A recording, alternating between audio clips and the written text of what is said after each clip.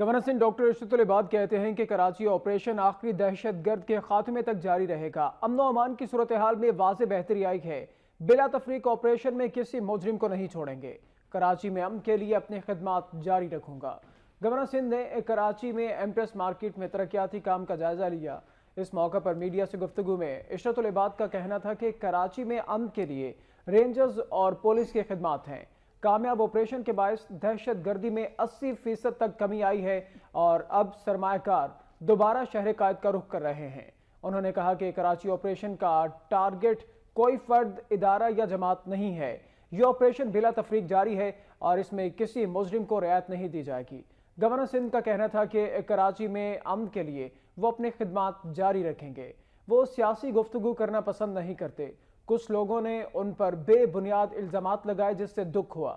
انہوں نے کہا کہ وزیر اعظم کراچی میں ترقیاتی منصوبوں میں دلچسپی لے رہے ہیں۔ بلاول بھٹو نے بھی صوبے کی ترقی کے لیے تعاون کا یقین دلایا ہے۔